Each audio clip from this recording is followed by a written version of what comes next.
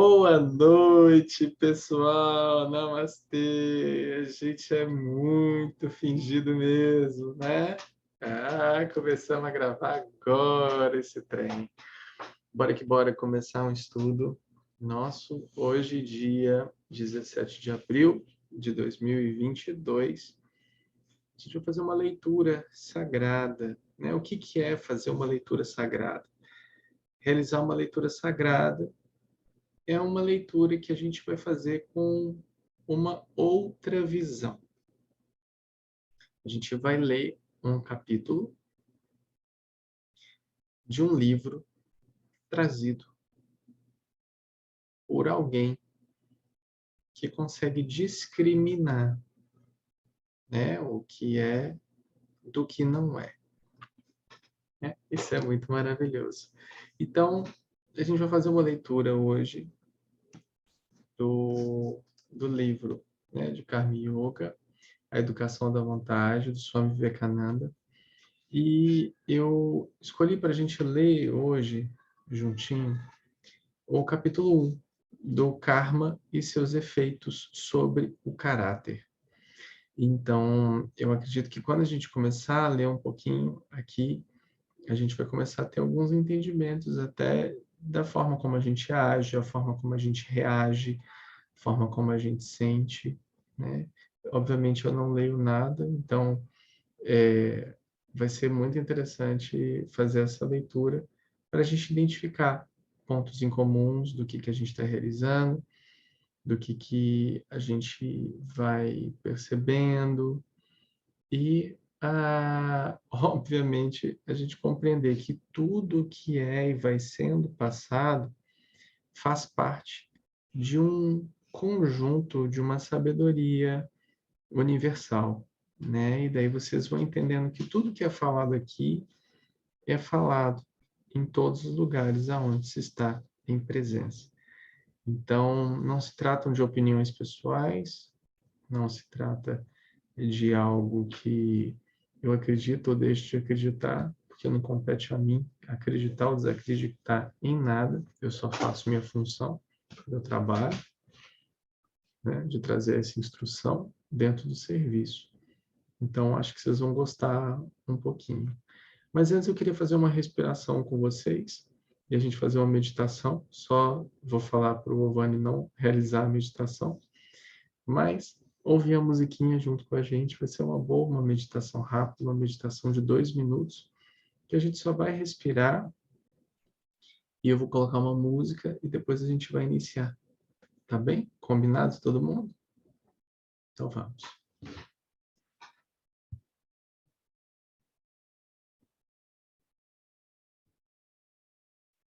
Sentindo suas pernas, seus pés, seus ombros, seu corpo.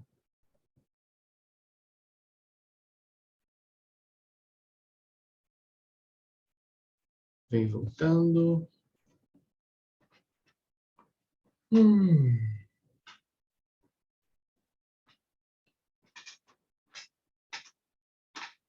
Agora não somente mais falar, não somente ter mais camisa escrito Shema Israel, agora a gente também tem mantras Shema Israel para colocar. Agora, né? Vamos ver se esse Israel aí acorda. Vamos ver se esse Israel aí acorda. Daqui a pouco vai ter banner levantado. Assim. Vamos lá, vamos falar um pouquinho sobre o que a gente estava falando do karma e os seus efeitos sobre o caráter. Bom, o que eu quero trazer para vocês aqui com essa leitura?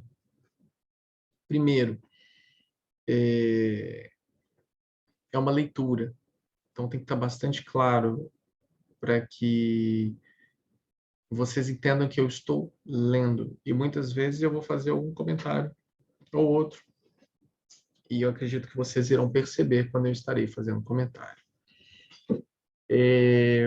Também quero deixar claro para vocês que a qualquer momento, qualquer coisa que for falada, ou qualquer dúvida que surja com relação a qualquer coisa que seja, pergunta ou anota e pergunta depois, né?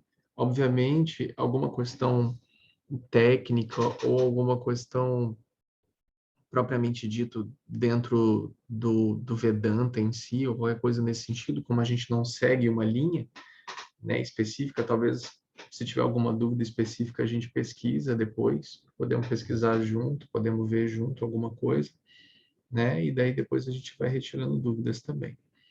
Tá bom? No mais, bora começar? Beleza. Então vamos lá. O karma e os seus efeitos sobre o caráter.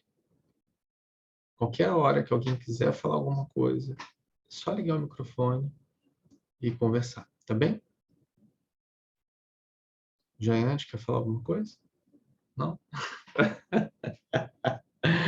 A palavra karma se deriva do sânscrito kri, que é fazer. Então, toda ação é karma. Tecnicamente, a palavra quer dizer o efeito das ações. Então, metafisicamente, é usada com o seguinte significado. Então, é o efeito provocado por nossas ações interiores. Então, isso é karma. Karma é kri em sânscrito e significa o efeito sobre todas as nossas ações.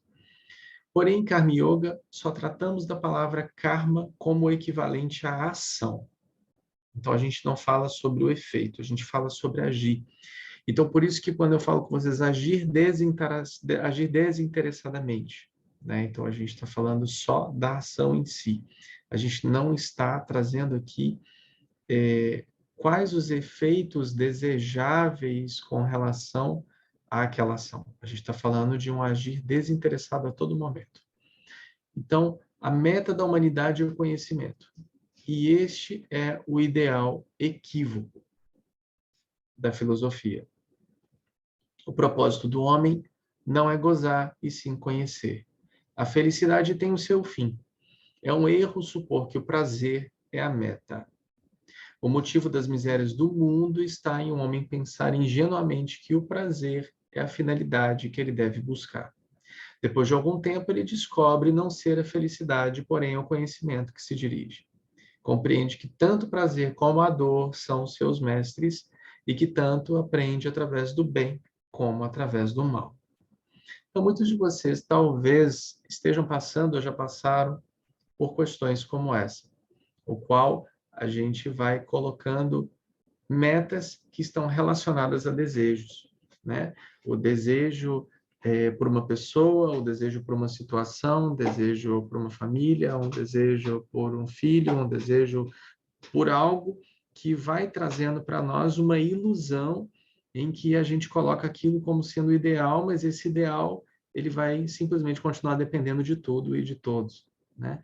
Então, lembra daquela frasezinha? Enquanto a nossa felicidade estiver atrelada a alguma coisa ou alguém, a gente está num barco prestes a virar. O tempo todo. Então, podem falar o que quiser, podem discordar ou concordar, mas a felicidade, principalmente a nossa felicidade, ela só depende de nós, né? Quantas coisas acontecem quando nós colocamos a nossa felicidade nas mãos de outra pessoa, seja essa pessoa quem for, né? A Madhava tem filho, Surya tem filho, a Baia tem, Sheina tem, a gente não pode colocar, inclusive, a nossa felicidade nas mãos dos nossos filhos. Quem somos nós para colocar neles a responsabilidade do nosso bem-estar, né? Assim como todas as outras pessoas não podem colocar em seus animais, nos seus amigos, nos seus familiares, nos cônjuges, nos pais, né? Então, a nossa felicidade ela está atrelada única e exclusivamente ao que nós fazemos da nossa própria vida e todas essas escolhas. Então, o desfilar do prazer e da dor ante sua alma lhe suca de diferentes traços. E essas impressões combinadas formam o seu caráter. Estou aqui só, voltei. Se considerardes o caráter de um homem, notareis que ele não é mais do que um agregado de suas tendências, a soma das ou inclinações da sua mente. Achareis que a desgraça e a felicidade são fatores equivalentes na formação do seu caráter. O bem e o mal atuam de forma semelhante na formação do caráter. Em certas ocasiões, a desgraça é melhor mestre do que a felicidade.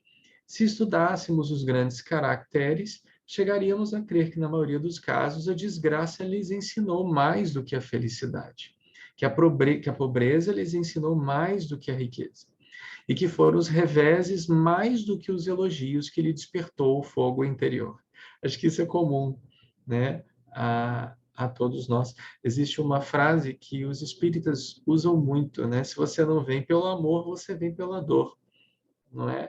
Então, aqui Vivekananda traz para nós a dor. Ele usa uma palavra que eu não gosto muito, até mesmo porque para mim não faz muito sentido, né, que é a desgraça, mas a gente está tratando a desgraça aqui como essas trivialidades, fatalidades,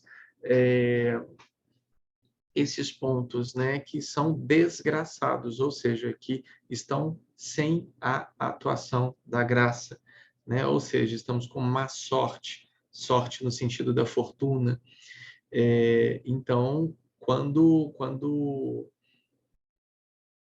mais nós nos pegamos interiorizados e requerendo a luz ou o poder de Deus ou qualquer tipo de cuidado divino que seja, normalmente é uma hora que a gente está sendo sufocado.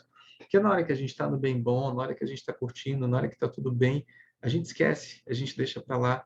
E é normal e é comum isso acontecer, né? O que nós precisamos aprender é a nós nos portarmos como seguidores dessa graça, né? Agradecer por cada momento, estarmos dentro de um ambiente que está pautado, né? Em despertar, em presença, em amor, seja ele qual for. Não estou nem falando da sanga, estou falando de ambientes que sejam sadios para o espírito, né? Isso faz com que a gente esteja constantemente atribuindo a nossa presença a essa fonte de graça. E aqui ele fala, né? Acredito que os reveses, mais do que os elogios, despertaram o fogo interior. Então, realmente, quando a gente vê que as coisas não estão tão bem assim, a gente fala assim, opa, tem algo aqui que eu preciso dar uma olhada, né? Sabemos, porém, que este conhecimento é inato. Vocês nunca ouviram falar isso, né?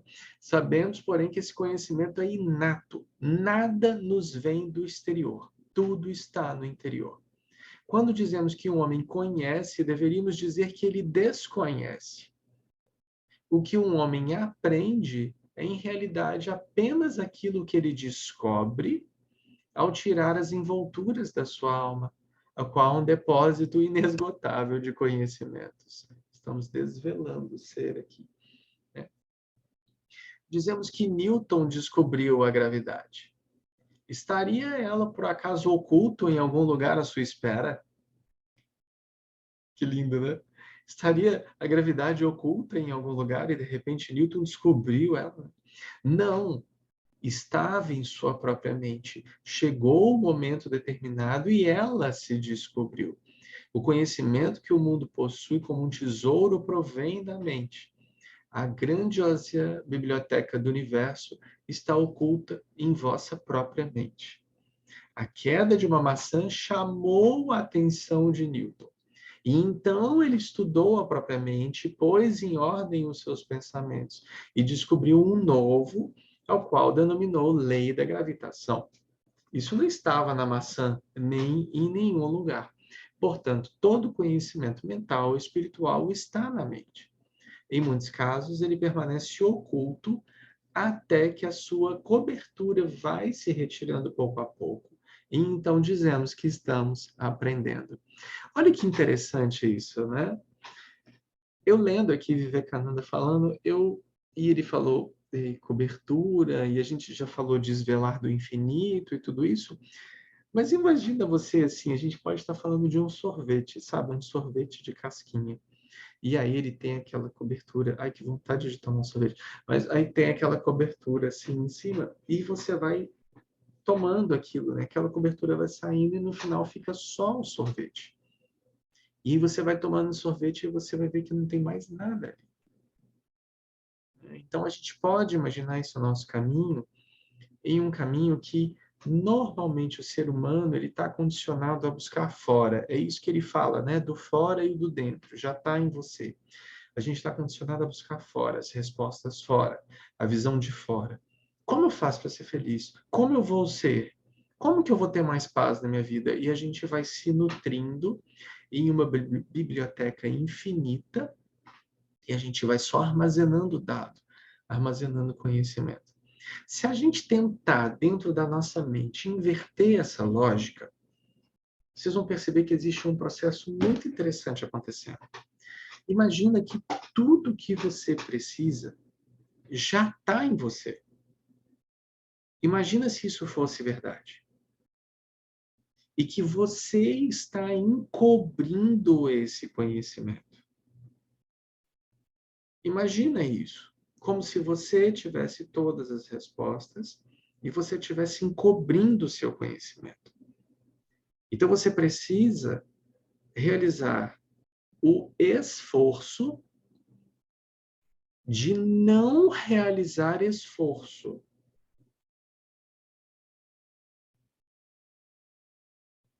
Por quê? Porque na hora que você vai tentar descobrir o que está escrito na minha camisa, eu vou fazer assim, ó.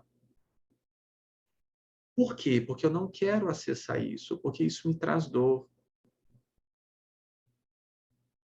Então, esse é o esforço que eu estou fazendo agora para que eu não acesse o conteúdo da minha camisa.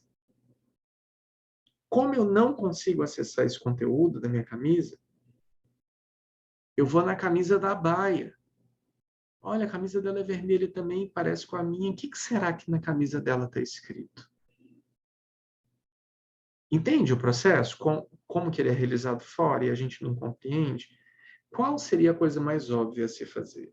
Eu preciso parar de fazer esforço para que eu tenha acesso ao conteúdo da minha camisa. Porque só esse conteúdo que está escrito aqui vai trazer o que eu preciso. Porque o conteúdo que está na camisa da Baia é dela.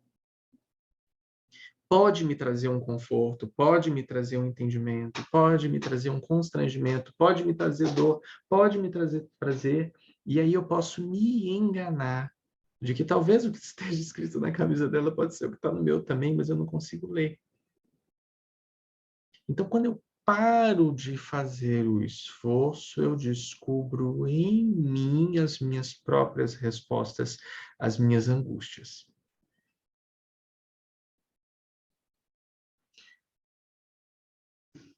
O progresso no conhecimento é o resultado do processo de descobrir. O homem que se vai levantando este véu é o que mais conhece.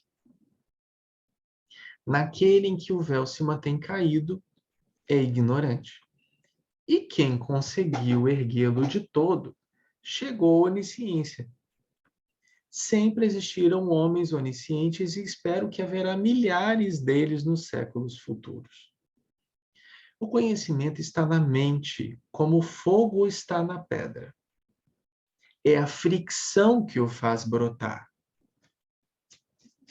Ok? O fogo está na pedra. É a fricção que faz o fogo brotar. O mesmo acontece com os nossos sentimentos e ações. Sorrisos e lágrimas, alegrias e tristezas, gargalhadas e gemidos, maldições e bênçãos, elogios ou censuras.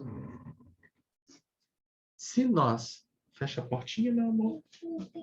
Ah, você vai pegar a sua agulha. Se nós estudássemos com imparcialidade, veríamos que cada um deles nasceu do nosso interior, por um impulso provocado por golpes exteriores.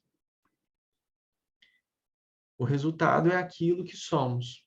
A reunião de todos esses golpes é o que chamamos de karma, ou ação. Cada impulso mental ou físico dado à alma através do qual é provocada a chispa e que se apresenta como poder e conhecimento é karma. Usando a palavra em seu sentido mais amplo, estamos sempre acumulando karma. Quando estou falando, é karma. Os que me escutam, é karma. Respiramos karma, andamos karma. Tudo quanto fazemos física e mentalmente deixa sua marca em cada um de nós. Portanto, é karma. Há certas ações que são como uma reunião, a soma total de um grande número de ações pequenas. Se nos aproximamos das costas do mar e escutarmos as ondas arrebentarem-se contra as rochas, percebemos um grande barulho. No entanto, uma onda está formada por milhões de pequeninas ondas, cada uma das quais percebemos um ruído característico que nós não percebemos. A única coisa que ouvimos é o conjunto de todas elas. Do mesmo modo, cada batida do coração é uma ação. Certas ações as sentimos e se tornam tangíveis para nós, sendo, no entanto, nada mais do que uma reunião de pequenas ações. Se desejais conhecer o caráter de um homem, não vos detenhais em seus grandes atos. Qualquer nécio pode se converter em herói em certas circunstâncias. Observai um homem quando executa suas ações comuns e insignificantes. Essas são, em verdade, as que revelam seu verdadeiro caráter, ou um caráter de um grande homem. As grandes ocasiões fazem grande o mais vulgar dos homens. Porém, só se é grande aquele cujo caráter é sempre grande, sempre igual em todos os momentos, né? O que você faz quando ninguém te vê fazendo, não é isso? Em seus efeitos sobre o caráter, o karma é o poder maior que o homem tem que enfrentar. O homem é, de certo modo, um centro que atrai para si todos os poderes do universo. E, uma vez reunidos, os emite novamente numa poderosa corrente. Este centro é o homem real, o onipotente, o onisciente, e atrai a si todo o universo, bem e mal, felicidade e miséria. Tudo corre para ele e se reúne ao seu redor. E modela a poderosa corrente das tendências que formam o seu próprio caráter e as atira para o exterior. Assim como tem o poder de atrair, tem também o poder de emitir. Todas as ações que vemos no mundo, os movimentos sociais, tudo que nos rodeia, não representa nada mais que o produto do pensamento, a manifestação da vontade do homem. Máquinas, instrumentos, cidades, tudo é manifestação da vontade do homem. E a vontade resulta do caráter, e o caráter é a ação do karma. Como é karma, é a manifestação da sua vontade. O homem da vontade poderosa tem sido grandes trabalhadores, almas gigantescas dotadas de uma vontade capaz de arrancar os mundos das suas órbitas. E essa vontade foi adquirida mediante um trabalho persistente e efetuado durante séculos. A vontade de um Buda ou de um Jesus não podia ser adquirida em uma só vida. Sabemos quem foram seus pais, porém nada nos prova que eles tivessem pronunciado uma só palavra em benefício da humanidade. Milhões de carpinteiros como José têm existido. Milhões vivem ainda. Tem existido no mundo milhões de pequenos reis como o pai de Buda. Se somente se tratasse de uma transmissão hereditária, como explicar que esse rei, que não foi obedecido nem pelos seus criados, fosse pai de um filho a quem meio mundo adora? Como explicar o abismo que medeia dentre o carpinteiro e seu filho, a quem milhões de seres humanos adoram como Deus? A resposta escapa à teoria da hereditariedade, de onde lhes veio a gigantesca vontade que Buda e Jesus impuseram ao mundo. De onde provém o acúmulo de poder? Deve ter estado neles presente durante idades sem conta, crescendo sempre, até que para o bem da sociedade apareceu um Buda e depois um Jesus, que continua expandindo seu poder através dos nossos dias. Tudo isso é produto do karma. Isso é ação. Ninguém pode obter coisa alguma a não ser merecendo-a. Essa é uma lei eterna. Um homem pode lutar toda a sua vida para conseguir riquezas. Pode enganar a 1000 pessoas, porém, no fim, se não merece ser rico, sua vida se torna insuportável. Podemos acumular milhares de objetos para o nosso bem-estar físico, porém só o que merecemos é realmente nosso. Um nécio pode comprar todos os livros do mundo e ordená-los em sua biblioteca, porém só será capaz de ler aqueles que merece. E este merecimento é resultado do karma. Nosso karma determina o que merecemos e o que somos capazes de assimilar. Somos responsáveis pelo que somos. E podemos nos converter naquilo que desejamos ser. O que somos agora é resultante das nossas ações passadas. Ou seja, se a gente está insatisfeito, a gente precisa entender aonde a gente está errando com a gente mesmo. Não é isso? Devemos atuar bem no presente, a fim de modelar resultados bons para que o futuro que ambicionamos. Direis, qual é a utilidade de aprender a atuar? Cada qual faz como quer. Porém, não devemos desperdiçar nossas energias. Falando sobre Karma Yoga, a Bhagavad Gita diz que devemos executar todo o trabalho com habilidade, como se fosse uma ciência. Sabendo-se como trabalhar, obtém-se os maiores resultados. Deveis recordar que a ação não é nada mais do que a exteriorização do poder da mente, que já existia nela. O poder está dentro de cada homem, da mesma forma que o conhecimento. As ações são golpes que o despertam e o fazem surgir. O homem se move por vários motivos. Não pode haver ação sem um motivo que a determine. Algumas pessoas desejam ser famosas e trabalham para isso. Outras ambicionam dinheiro e lutam por ele. Outras buscam poder e se esforçam para alcançá-lo. Há as que desejam o céu e tentam conquistá-lo. Há as que querem imortalizar o seu nome. Isso não acontece na China, onde nenhum homem consegue um título em vida. E é costume melhor do que o nosso, apesar de tudo. Na China, quando o homem se revelava em qualquer coisa, dava-lhe um título de nobreza ao seu pai, já morto, ou ao seu avô. Os militantes de certas seitas maometanas trabalham a vida toda para obter um túmulo importante. Conheço seitas em que, quando nasce uma criança, já lhes preparam um túmulo. Segundo eles, este é o maior trabalho do homem. O quanto maior e suntuoso for o seu túmulo, mais rico se supõe que o homem é.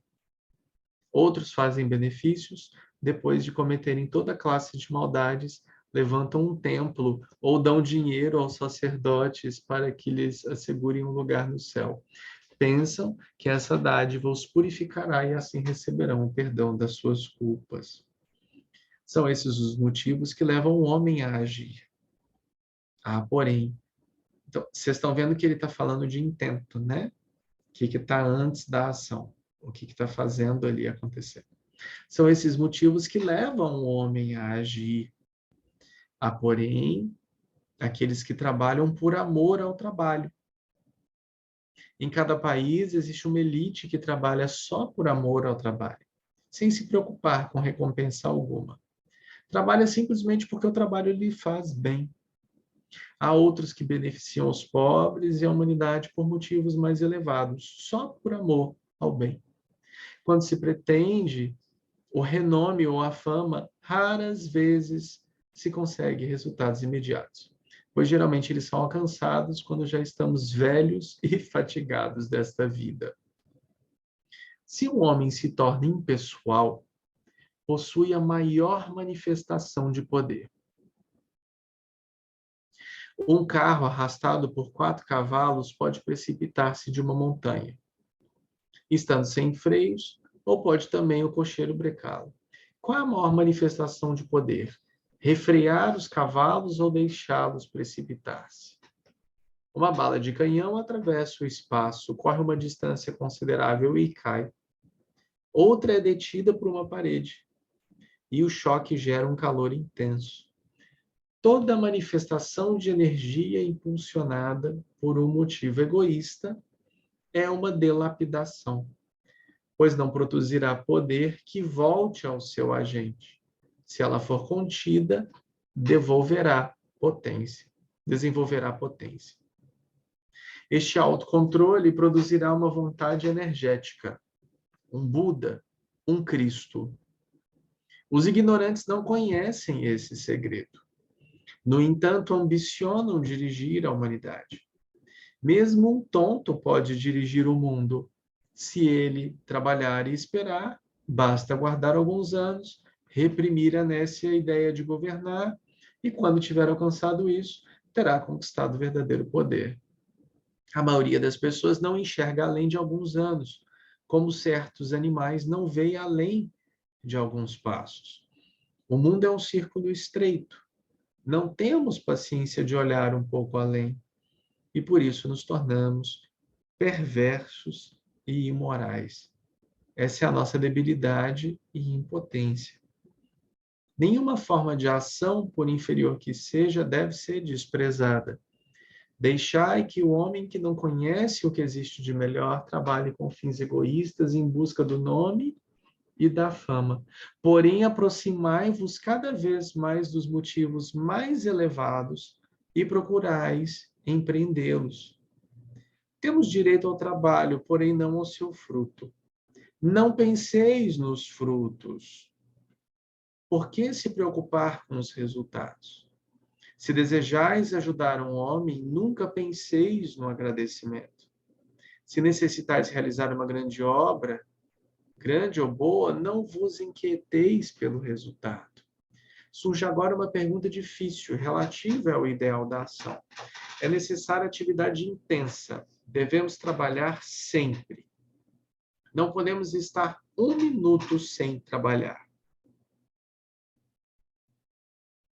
Então, como descansar? Eis aqui um aspecto da luta da vida.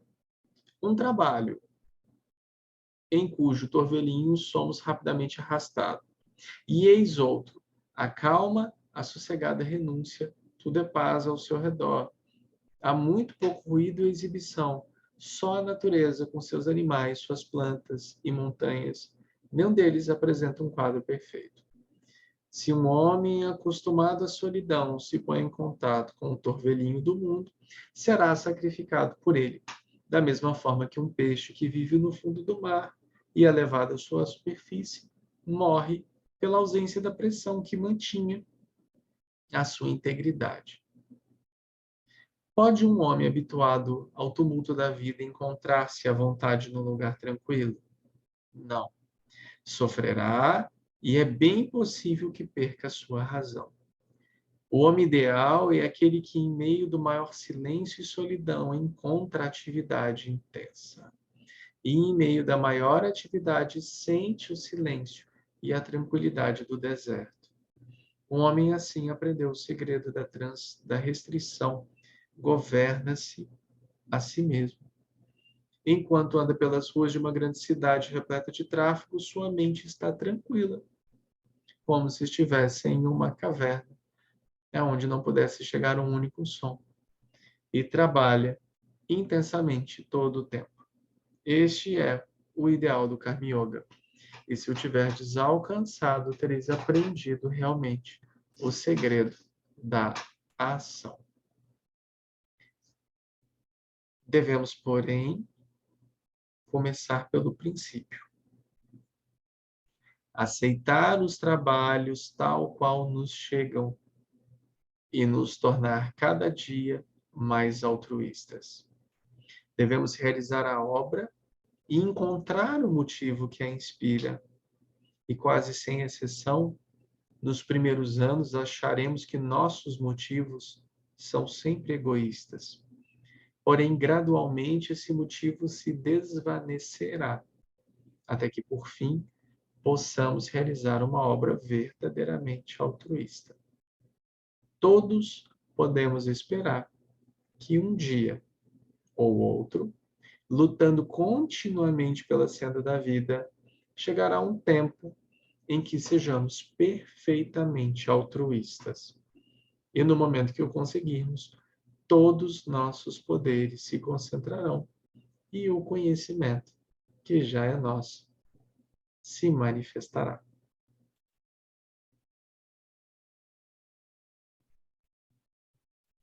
Que show, né? Que show. Que show, pessoal. Não é isso?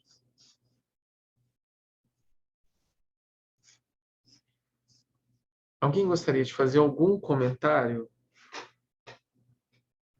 Jaiante. Alguém gostaria de fazer algum comentário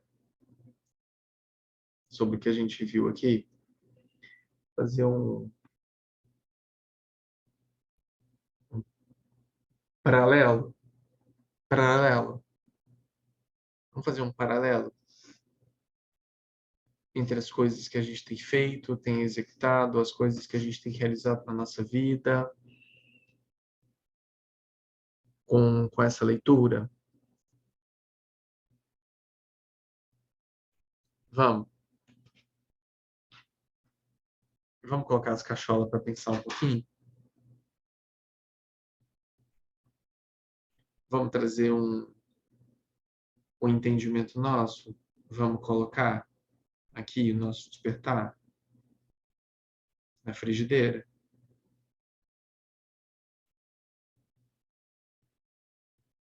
Vamos trazer as ações que a gente está executando, que a gente está colocando graça, harmonia. A gente está servindo por quê? A gente está trabalhando para quem? Não adianta falar que é para Deus. Se você está com raiva de mim, você não está trabalhando para Deus. Você está trabalhando para mim. Se você está com raiva do seu colega, você não está trabalhando para Deus, você está trabalhando para o seu colega. Né? Vamos trazer um paralelo com o que a gente vem realizando, seja em sanga, seja em casa, no trabalho, relação com a família, relação com amigos, com, com cônjuge. Traz para cá. Ô, Saulo, boa noite, gente. Boa noite, É, querido. boa noite. Hoje eu estava vendo um vídeo e tal, e aí me chamou a atenção que até, acho que no meio do texto falou algo nesse sentido, eu fiz um paralelo que é com relação à atenção. Na verdade, era foco e atenção. E aí, dentro das minhas atividades, eu estou com muita dificuldade no sentido da parte do foco e da atenção para que eu possa ter uma visão um pouco mais abrangente sobre todas as coisas, sobre todas as áreas.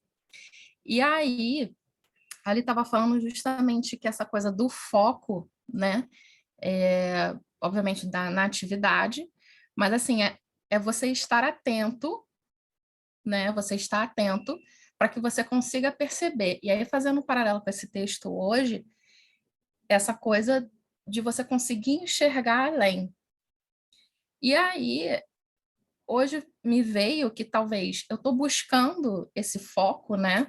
Um foco, entre aspas, para que eu possa executar as coisas com mais facilidade, só que talvez eu esteja me enfiando em mais caixas e não esteja me permitindo enxergar lá na frente, porque eu estou focada no foco, em obter um foco.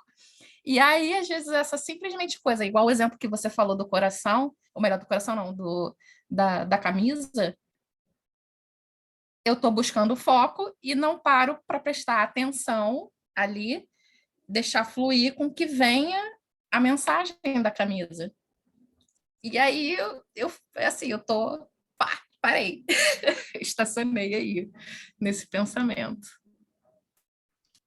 O que você está chamando de foco, eu chamaria de projeção. sabe? Você está chamando de visão, de olhar lá na frente, na realidade isso é uma projeção. O que é uma projeção? Uma projeção é uma ideia criada. É uma ideia criada do que seria lá na frente com as condições limitadas da mente que eu tenho hoje. Eu só vou conseguir fazer uma projeção com dados que tenho hoje, não é isso? Seja qualquer tipo de projeção que você for fazer. Projeção de carreira, projeção de futuro, projeção de investimento, você só vai ter isso se você tiver dado. Ou seja, você vai pegar o que você conhece para que você projete isso lá na frente. Ou seja, tudo que você vai conseguir produzir é uma reprodução da limitação. Você não vai conseguir trazer o ilimitado ali. Talvez o ilimitado surja e você vai chamar isso de sorte. Talvez o ilimitado surja e você vai falar que isso é um presente ou que aconteceu. Vamos chamar de sorte, que é melhor. O que é esse chamar de sorte que eu estou trazendo aqui? É a falta de consciência do poder da nossa própria manifestação. Né? Então, eu não sei se eu estou sendo claro, é porque, para mim, está muito claro o que eu estou falando aqui. Então, eu vou tentar trazer de novo, de uma forma com que fique mais claro ainda, tá? Tudo o que eu vou conseguir reproduzir são coisas que já existem na minha mente. Só. É só isso. É só o que eu conheço. Só o que eu conheço eu consigo manifestar. O que eu não conheço não pode entrar numa projeção. Então, vamos dizer que nessa projeção que eu fiz, seja ela qual for, ela pode ser a mais absurda possível. Esse ano é o ano da minha iluminação espiritual. Esse ano é o ano que eu vou ficar milionário. Esse ano é o ano que eu vou arrumar alguém e vou tirar o pé da jaca. Esse ano é o ano que sei lá o quê. O que eu estou fazendo aqui? Eu estou projetando uma ideia de felicidade ou de sucesso com base no que eu conheço, no que a mente conhece, no que a mente projeta. Que é felicidade? Ah, uma família feliz. Ah, é um filho, uma filha. Ah, é meu pai bem, sei lá o quê. Ah, é dinheiro no bolso. Ah, é um companheiro, uma companheira, ou o que quer que seja. Então, assim, eu estou pautando todas as minhas projeções dentro de algo que eu já conheço. Eu não dou espaço para que o ilimitado se faça presente. Para que a revelação desse escrito na camisa, como a gente está brincando aqui, surja para mim e mostre para mim o que é melhor para mim. Eu continuo querendo ser o autor dessa história. Eu continuo querendo ser aquele ou aquela que vai ganhar esse jogo. Eu continuo querendo ser o arquiteto, a arquiteta. Eu continuo querendo ser quem assina. Quem tem o mérito? Quem vai chegar em primeiro? Voltar tudo. Eu estou fazendo uma projeção. Você falou foco, foco, foco. Não é foco. Você está falando aqui sobre projeção. Porque foco, dentro de algum sistema espiritual, seja ele inclusive o Karma Yoga, a gente poderia chamá-lo de disciplina. Ok? Enquanto eu ainda não consigo agir de forma altruísta, como Vivekananda fala, e eu também já falei inúmeras vezes, se eu não consigo agir da forma altruísta, eu vou agir e vou continuar agindo até com que em algum momento eu vou agir e não vou me importar com esses resultados mais. Vou fazer o bem porque eu quero fazer o bem. Eu vou ser amor porque eu quero ser amor, eu quero amar porque eu quero amar. Não estou esperando louro, não quero que papai e mamãe me vejam, eu não, eu não quero receber tapinha nas costas, não. Eu estou fazendo porque eu preciso fazer e pronto.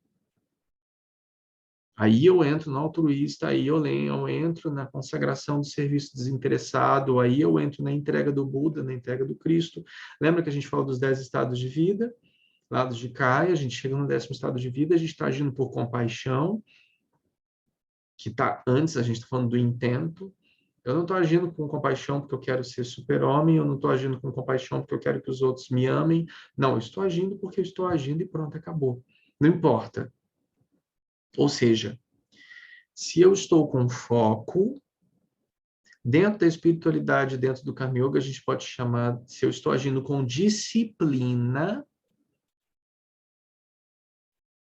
eu chego nos resultados que eu almejo de forma desinteressada, sem esforço.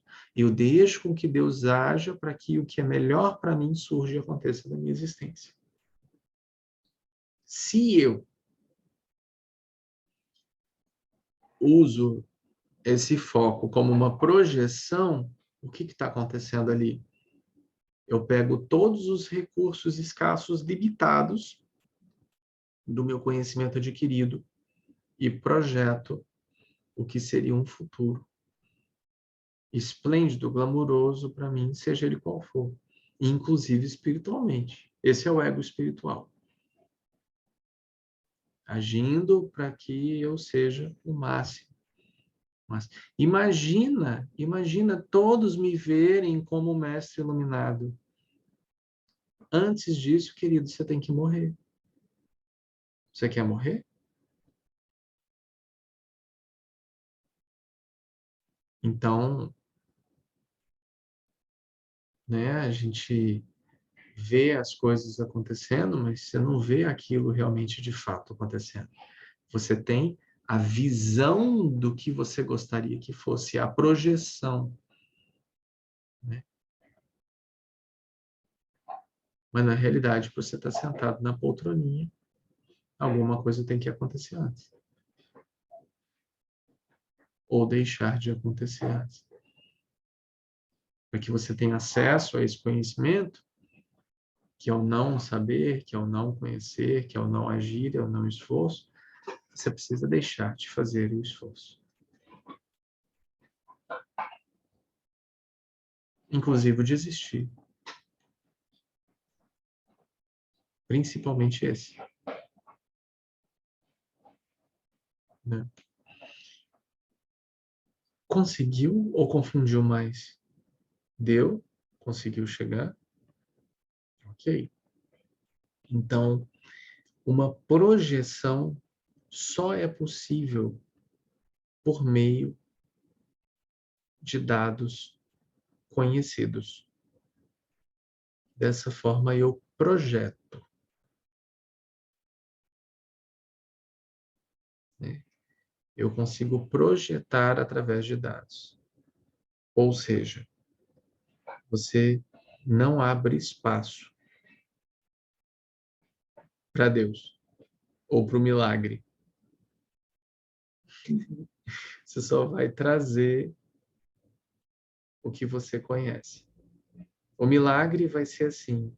Bom, se eu investir 3 vezes mais, eu vou ter 3 vezes mais. E se uma coisa for muito boa e eu tiver X% de lucro, eu vou receber X mais.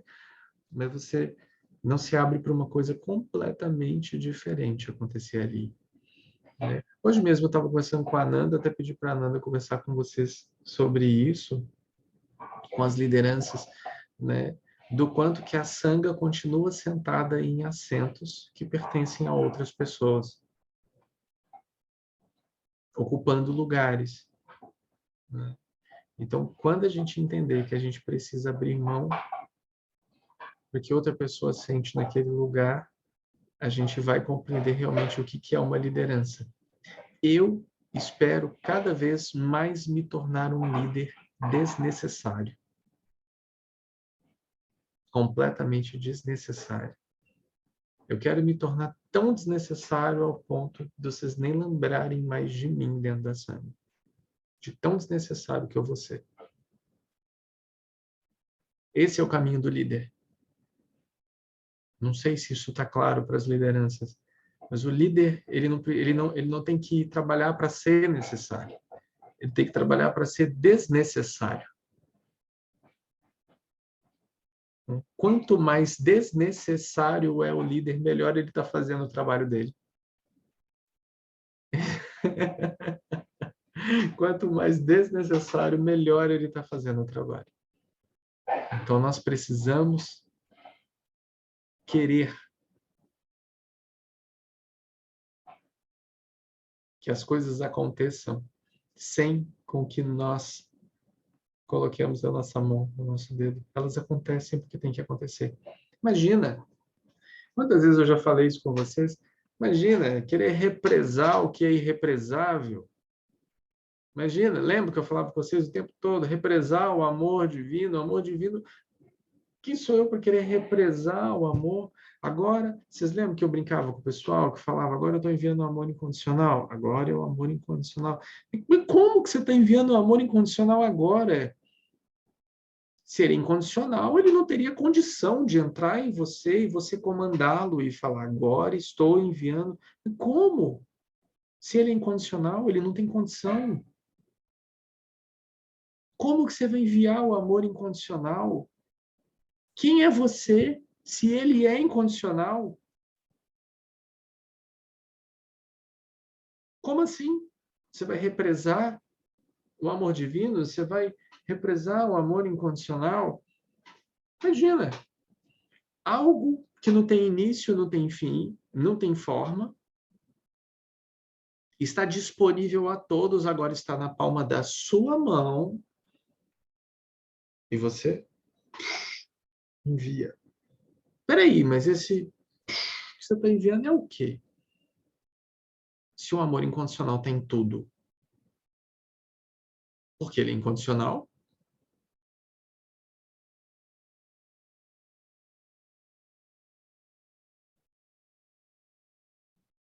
Nós vamos represar o quê mais? Qual a nova ideia que a gente vai criar para a gente represar? Conhecimento, amor, paz. Né? Sentiu a paz? Eu estou dando essa paz a você. Mas peraí, você está dando o quê? Não está dando nada. Quem está sentindo a paz? Sou eu. Então ela não é sua, ela é minha. Você não está me transmitindo nada, eu estou permitindo-me experienciar a graça.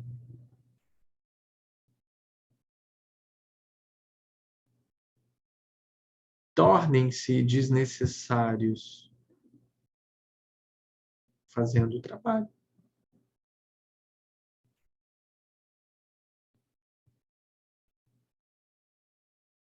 Projeção vai te levar ao mundo de ideias velhas.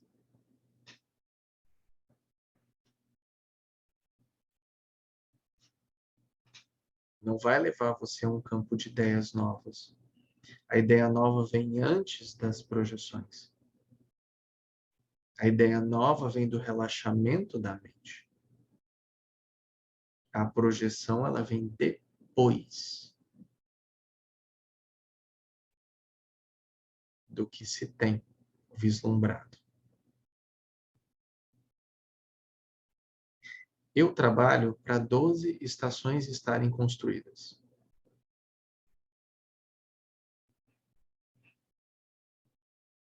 Tudo o que eu faço é construir estação. Inclusive isso que a gente está fazendo aqui agora. Eu estou construindo as estações aqui com vocês.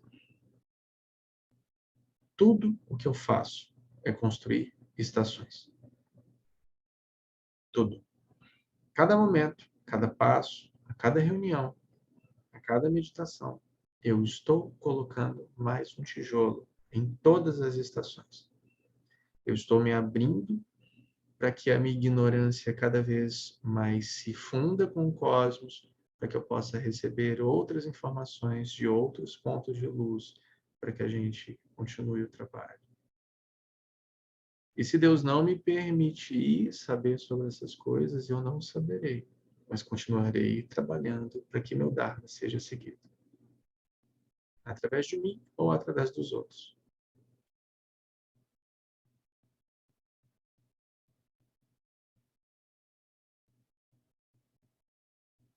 Tudo o que você está fazendo na sua vida é para que você alcance aquele objetivo que foi projetado.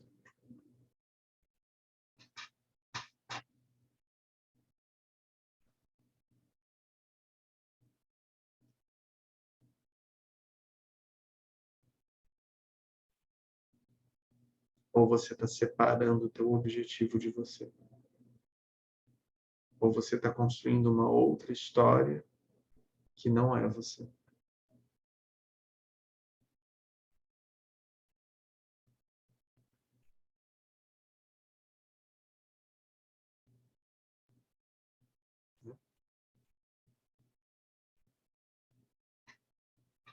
Quando eu projeto de uma forma inconsciente, veja bem, eu não estou falando de manifestação, eu estou falando de projetar de forma inconsciente.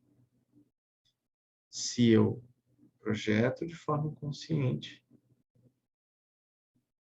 eu não abro espaço para que Deus se manifeste.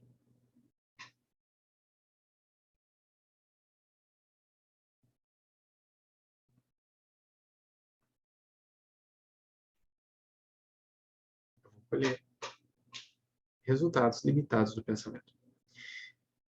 Ai, Saulo, eu queria muito ir para a lua de sabedoria, mas sabe o que é? Eu não consigo, sei lá o quê, eu pererê, parará, parará. Não vai, não vai.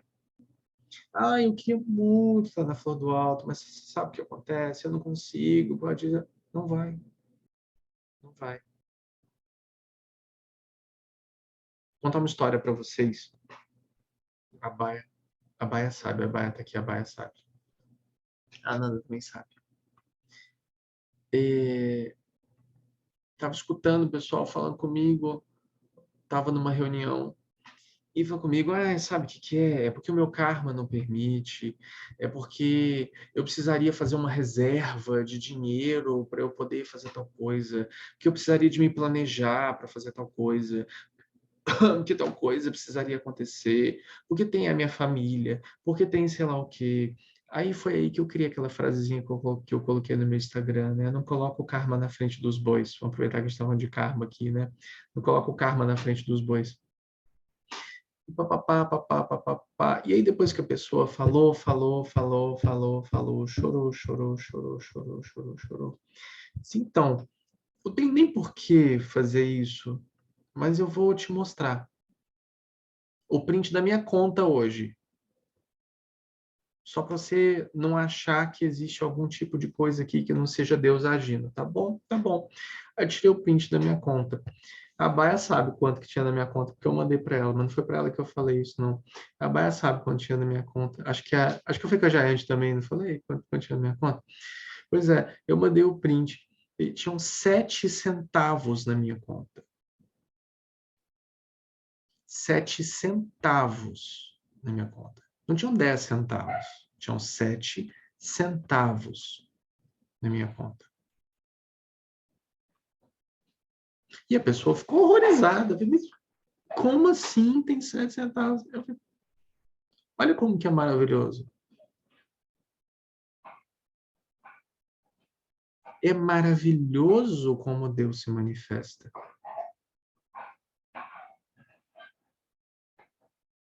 É mágico como Deus se manifesta. O que que nós estamos esperando para cumprir o nosso papel? O que mais a gente está esperando para cumprir o nosso papel? O que mais nós estamos esperando para seguir nosso sonho? O que mais nós estamos esperando para falar alguma coisa com aquela pessoa? O que mais nós estamos esperando para dar um passo para trás ou um passo para frente em todas as nossas relações interpessoais? O que que nós estamos esperando?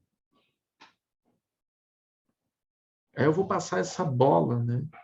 está esperando o quê? Tua vida passar, você ficar doente? Está esperando o outro morrer para você se arrepender? O que você está esperando? A gente vive como se o dia de amanhã fosse algo certo para todos. Eu tenho certeza absoluta que vocês vão deitar na sua cama hoje e vocês têm certeza absoluta que vocês vão acordar amanhã. E vão começar o dia de amanhã. Amanhã eu vou acordar, vou trocar de roupa, vou tomar meu café, vou escovar meu dente, vou fazer tal coisa. Vocês têm certeza absoluta. Porque o apego a estar vivo é tão grande que nem passa pela cabeça de vocês que já estão mortos.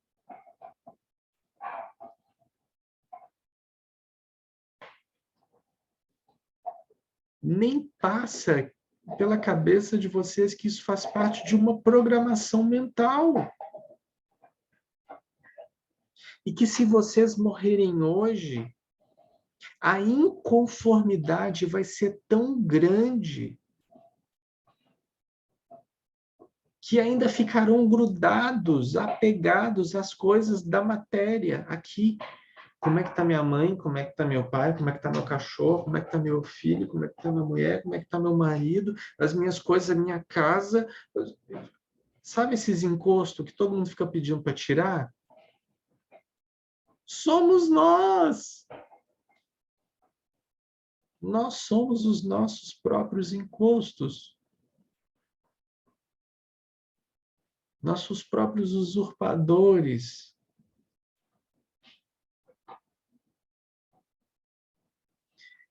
Você tem certeza absoluta que vocês vão acordar amanhã.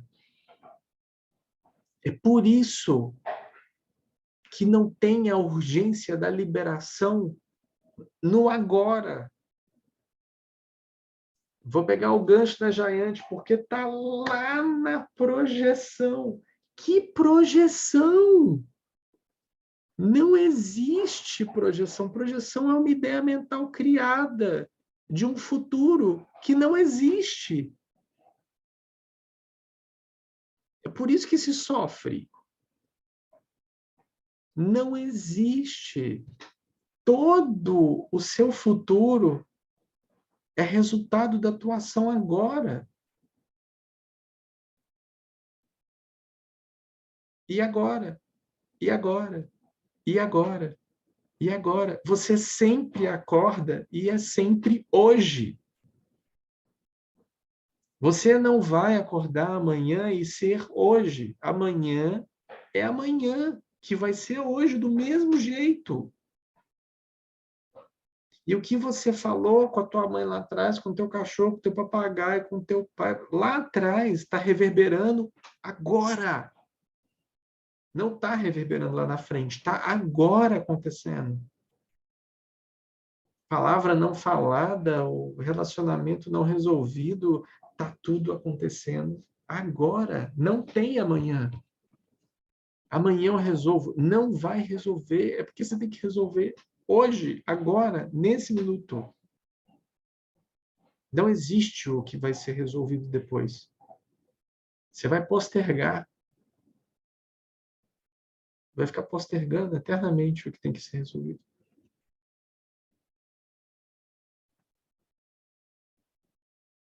Só que eu preciso tomar consciência dessas coisas. Preciso tomar consciência. Para não falar vergonha na cara. Preciso tomar consciência de que a vida só acontece agora.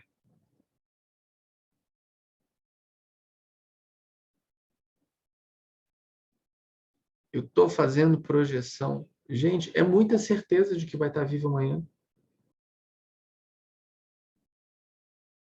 É muita certeza. É muita certeza. E aí, na hora que você estiver quase conseguindo, aí você vai morrer. Você imagina o desespero dessa alma. Meu Deus do céu. eu estava quase... Aí você sabe o que você vai fazer? Aí você estava quase conseguindo aquela promoção, que era o que você queria. Você ia ser líder do departamento lá, chefe do time, era o que você queria, aí você morreu. Nossa, aí você vai naquela tua colega que você odeia, ela assumiu o seu lugar, você vai infernizar a vida dela. Encosto! Você é o seu próprio encosto, entendeu? Nós somos os nossos próprios encostos, os nossos próprios inimigos, os nossos próprios atrasantes, os nossos próprios vampiros. Se eu quero resolver uma coisa, eu resolvo agora.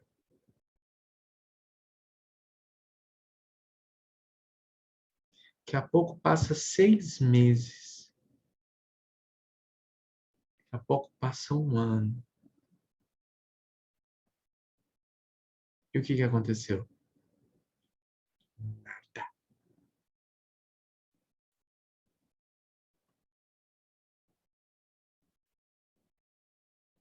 Nada aconteceu.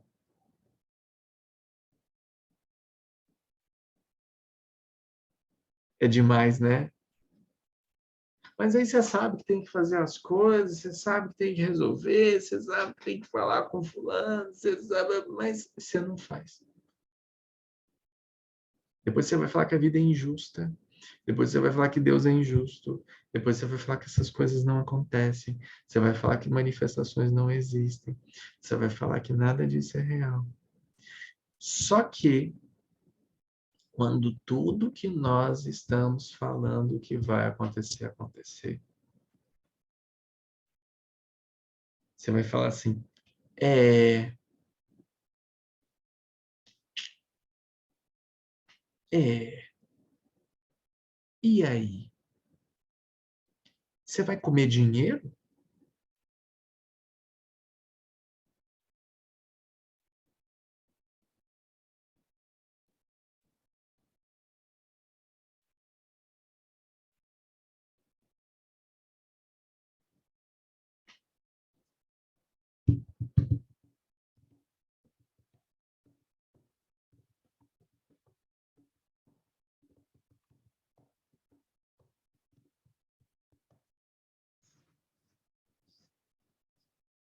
Bora fechar? Sim? Não? Sim? Não? Alguém mais?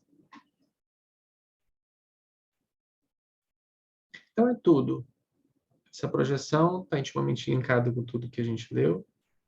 Inclusive, a gente falou sobre projeção de tudo, inclusive a projeção do mestre, inclusive todas as ideias que eu acredito que sejam qualquer coisa que seja. Está tudo bem claro, né? Então, bora querer ser a gente mesmo?